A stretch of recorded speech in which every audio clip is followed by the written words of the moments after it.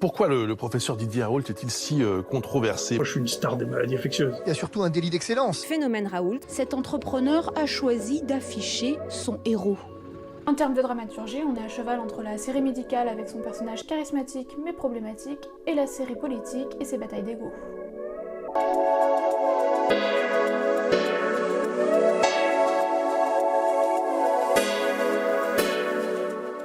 Avec cette pandémie de coronavirus, on assiste à un réel défilé de scientifiques dans les médias. Et parmi eux, un certain Didier Raoult. Attention, n'étant ni médecin ni scientifique, je n'ai aucun avis sur l'hydroxychloroquine. Je vais juste me contenter de vous raconter l'histoire du professeur et de sa potion magique. Dès janvier, il évoque le coronavirus sur la chaîne YouTube de l'Institut Marseillais dont il est directeur. Mais il ne semble pas très inquiet. La chose la plus intelligente qui a été dite, c'est par Trump, qui a dit, écoutez, au printemps, ça va disparaître. Il devient une vedette pour la communauté du forum jeuxvideo.com, plus connu pour ses problèmes de misogynie récurrents. Il est la mascotte du clan Y'aura rien qui affronte les Y'a quelque chose durant janvier-février. Ça le fait rire et le détournement d'une affiche qui a été publiée sur le forum et envoyée par mail au professeur se retrouve dans son bureau. Mais s'il est peu alarmiste sur le coronavirus en janvier-février, on doit lui reconnaître une chose, il est l'un des premiers à alerter sur le besoin de tester la population. C'est vrai, c'est nous. Et c'est fin février que le spécialiste en maladies infectieuses nous annonce la bonne nouvelle. C'est probablement l'infection respiratoire la plus facile à traiter de tout. La seule chose que je vous dis, faites attention, il y aura bientôt plus de chloroquine dans les pharmacies. Mais elle est loin de faire l'unanimité. Des données cliniques publiées dans la revue Biosense Trends qui sont trop limitées selon certains scientifiques qui veulent limiter l'emballement autour de la chloroquine. Par exemple, il reproche à cette étude réalisée par des médecins chinois sur 100 patients dans 10 hôpitaux différents de ne pas indiquer à quel point la chloroquine serait plus efficace qu'un placebo. Il y a très peu d'informations dans ce papier. On nous dit juste que ça raccourcit la durée de la positivité des tests et peut-être la guérison des patients. Mais pour l'instant, c'est extrêmement faible comme niveau d'information et donc je serai très prudent. Le 12 mars, la ministre de l'Enseignement supérieur et de la Recherche, Frédérique Vidal, annonce débloquer une enveloppe de 8 millions d'euros pour financer 20 projets d'études sur le coronavirus. Parmi eux, un essai clinique pour évaluer différentes stratégies de traitement de formes sévères de patients hospitalisés. Mais la chloroquine ne fera pas partie de ces traitements analysés pour deux raisons. Les problèmes d'interaction médicamenteuse avec d'autres traitements des patients et des effets secondaires trop importants. De toute façon, le professeur Raoult a déjà lancé son propre essai clinique dont il donne les premiers résultats le 16 mars. Un protocole avec 24 patients, le virus a disparu chez les 3/4 d'entre eux 6 jours après le début du traitement au Plaquenil, le nom du médicament à base de chloroquine. Le ministre de la Santé, Olivier Véran, donne alors l'autorisation pour qu'un essai plus vaste soit initié par d'autres équipes. Et l'Organisation mondiale de la santé rajoute l'hydroxychloroquine dans les recherches prioritaires contre le coronavirus. Le groupe Sanofi s'empresse alors d'annoncer qu'il est prêt à mettre son Plaquenil à disposition des autorités. La philanthropie, c'est une matière qui s'enseigne dans votre école de commerce? L'Institut hospitalo-universitaire de Marseille du professeur Raoult se veut en avance. Le 23 mars, on assiste à des images de centaines de personnes qui font la queue devant l'IHU pour se faire tester. Mais si le professeur Raoult administre désormais de la chloroquine à tous ses patients Covid, que le maire de Nice, Christian Estrosi, se dit prêt à lui faire confiance en autorisant la molécule dans le CHU de sa ville, le ministre de la Santé, lui, s'en tient à l'avis de son conseil scientifique et régule tout ça. Le Haut Conseil recommande de ne pas utiliser ce traitement en l'absence de recommandations, à l'exception de formes graves, hospitalières, sur décision collégiale des médecins et sous surveillance médicale stricte. Cette même journée, l'OMS a fait un petit tacle à Didier Raoult en condamnant l'usage de médicaments sans que la communauté scientifique se soit accordée sur son efficacité. Malgré cela, il a des soutiens de haut vol. Le maire de Nice, Christian Estrosi, testé positif au Covid-19 quelques jours avant, se dit se sentir guéri avec son traitement à la chloroquine. Je suis en pleine forme, tout simplement. Cet épisode marque l'entrée du professeur Raoult dans l'annuaire des personnages médiatiques du coronavirus. C'est même un feuilleton que l'on retrouve tout au long du confinement, avec, en cette fin mars, une multitude de portraits de lui dans les médias. Et le livre qu'il sort pile à la fin du mois de mars connaît un réel succès. Le 24 mars, on apprend qu'un Américain est mort après avoir ingéré du phosphate de chloroquine, du produit pour aquarium. Oui, Donald Trump avait dit être confiant en la chloroquine quelques jours plus tôt. Ce même jour en France, nouveau coup d'éclat du professeur Raoult. Le CAIR, cette nouvelle instance, a donc été installée sans pour autant que le conseil scientifique soit dissous.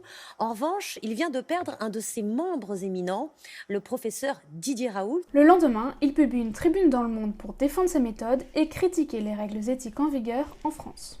D'autres médecins en font de même pour lui répondre les jours suivants. En attendant, le professeur Raoult est une star, il fait même la couverture de Paris Match. Pendant que Michel Simès, médecin chouchou des téléspectateurs, lui fait la guerre. Ce matin, le professeur Raoult dit dans une interview au Parisien que même Trump a tweeté sur les résultats de ses essais. Comme si Trump était une référence scientifique mondiale. Mais il a ses partisans, le professeur Raoult. Sur Internet et les réseaux sociaux, de vieilles interventions télévisées du médecin ressortent. Raoult, ce visionnaire. Ça nous prépare à une situation de pandémie d'infection, d'épidémie massive d'infection respiratoire virale qui représente un grand danger. S'il y a un virus mutant qui apparaît, un virus respiratoire mutant avec la même contagiosité, compte tenu de notre incapacité à lutter contre la contagion, parce qu'on ne sait pas le faire, on ferait face à un désastre considérable. Et comme il est critiqué, ça fait de lui un incompris qui sort des sentiers battus, certains voient donc en lui un héros. Des rumeurs vont même jusqu'à accuser l'ancienne ministre de la Santé Agnès Buzyn et son mari, ancien directeur de l'INSERM, d'avoir saboté le travail du professeur. Raoult se martyre. Un certain parisianisme universitaire clanique, détestable, cherche à discréditer la théorie de Raoult sur l'efficacité de la chloroquine dans la lutte contre le Covid-19. Là encore, pourquoi ? Le 27 mars, nouvelle publication d'une étude de l'IHU de Marseille, cette fois sur 80 patients. Raoult signe et persiste, l'hydroxychloroquine est efficace. L'étude est tout aussi contestée que la précédente. Principal reproche, l'étude ne comprend pas de groupe contrôle, c'est-à-dire des patients à qui l'on n'administre pas le traitement et avec lesquels on peut comparer. 3 jours après, les autorités sanitaires de Nouvelle-Aquitaine alertent sur des cas d'hospitalisation pour toxicité cardiaque suite à des prises de plaquenil en automédication. Et les pharmacies constatent une forte demande. Mais Marine Le Pen s'en mêle et ne comprend pas que le gouvernement attende pour autoriser les médecins de ville à prescrire du plaquenil pour les symptômes peu graves. Ça éviterait, selon elle, la saturation des hôpitaux. De son côté, l'ancien ministre de la Santé Philippe Douste-Blazy lance une pétition pour la même chose. Merci. Les jours suivants, les signaux de pharmacovigilance concernant l'hydroxychloroquine s'accumulent. Le professeur Raoult lui-même appelle à ne pas en prendre sans l'ordonnance d'un médecin. Et le 9 avril, surprise! Le controversé professeur Didier Raoult reçoit Emmanuel Macron. Durant cette visite sans journaliste, le professeur Raoult a présenté au président de la République ses nouveaux résultats toujours aussi positifs sur l'hydroxychloroquine. Cette fois, 1000 patients ont été sous traitement, mais la méthodologie est toujours contestée par certains médecins, toujours ce problème de manque de groupe témoin sous placebo.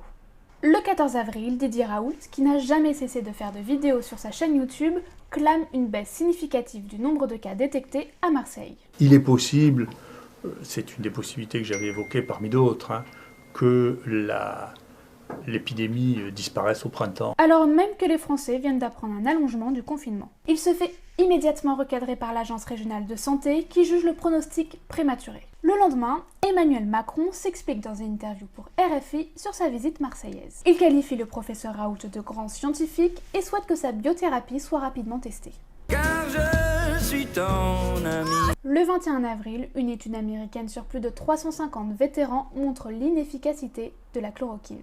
Le traitement aurait même engendré des décès supplémentaires. Mais l'agence de presse AP, qui en fait le relais, alerte déjà sur le fait que l'étude est à prendre avec précaution, elle n'a pas encore été relue par d'autres scientifiques. Didier Raoult, lui, l'a lue, et il n'hésite pas à la qualifier sur Twitter de frauduleuse et fake news. You are fake news. Le 23 avril, le Conseil national de l'ordre des médecins publie un communiqué. Sans jamais le nommer, il rappelle à l'ordre le professeur Raoult. Le Conseil national de l'ordre des médecins rappelle fermement à l'ensemble des médecins qu'en cette période de vulnérabilité particulière et face à l'inquiétude de nos concitoyens, leur parole prend un sens encore plus important. Il serait inadmissible dans ce contexte de susciter de faux espoirs de guérison. La mise en danger des patients, s'il apparaissait qu'elle puisse être provoquée par des traitements non validés scientifiquement, pourrait justifier dans ces circonstances la saisine du directeur général de l'ARS pour demander une suspension immédiate de l'activité de ces médecins. Mais Didier Raoult ne se sent pas concerné. Je ne suis évidemment pas concerné par les menaces de l'Ordre des médecins. Je m'inscris dans le cadre du décret du 25 mars.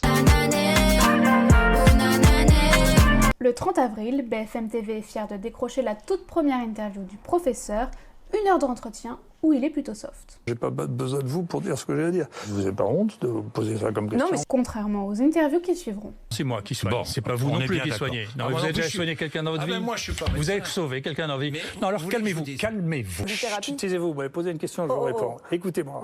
Et vous ne comprenez pas non plus. Vous utilisez des mots que les gens utilisent, randomisation. Vous ne comprenez pas ce que ça veut dire vraiment. Début mai, une nouvelle étude menée dans les hôpitaux new-yorkais sur plus de 2800 patients est publiée dans le New England Journal of Medicine. Elle montre que l'hydroxychloroquine n'a pas d'efficacité probante. Et le 22 mai, c'est le drame. Le Lancet, l'une des revues scientifiques considérées comme les plus sérieuses, publie à son tour son étude sur l'hydroxychloroquine. Pour elle, il y aurait même un risque accru de mortalité. Le Haut Conseil de santé publique et l'Agence du médicament se disent alors défavorables à l'utilisation de ce traitement contre le Covid-19. Même l'OMS suspend ses essais cliniques. Le ministre de la Santé demande alors une révision des règles dérogatoires de prescription à l'hôpital. Le décret autorisant sa prescription pour les cas graves est abrogé. Fin de la partie pour l'hydroxychloroquine. La réponse de Raoult ne se fait pas attendre.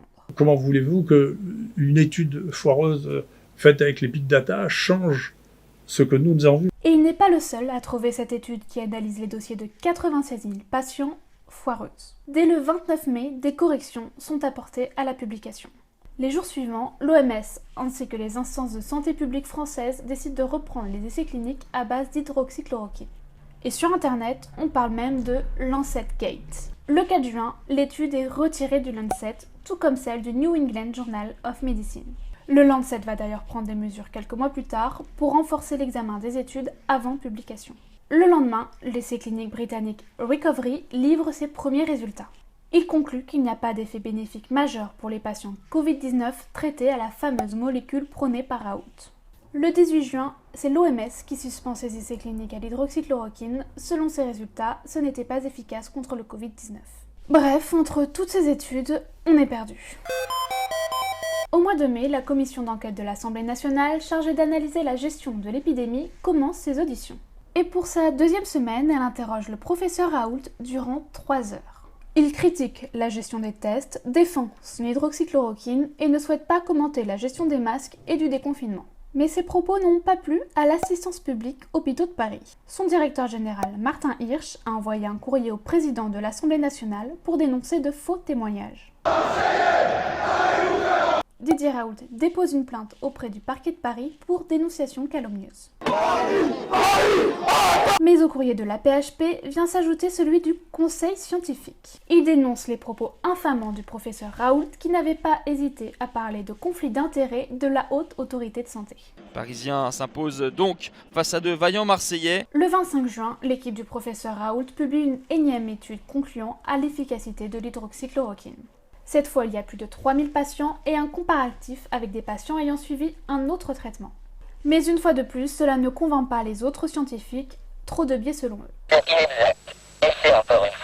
Le 14 juillet, Emmanuel Macron fait sa traditionnelle interview de président en cette journée de fête nationale. Si vous étiez testé positif au coronavirus, si vous aviez des symptômes, est-ce que vous prendriez de la chloroquine ? Non. Début septembre, on apprend que la Société de pathologie infectieuse de langue française a déposé une plainte devant l'Ordre des médecins contre le professeur Raoult. Pour le spliff, 9 articles au code de déontologie ont été enfreints.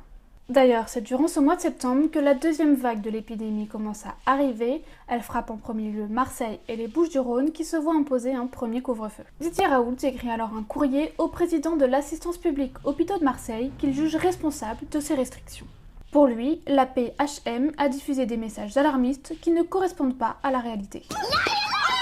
Avant que l'on se retrouve tous reconfinés, le professeur Raoult demande à l'Agence du médicament une utilisation plus étendue du Plaquenil. Et c'est un refus. Le 12 novembre, Didier Raoult est poursuivi par l'Ordre des médecins du Bouches-du-Rhône pour sa promotion de l'hydroxychloroquine.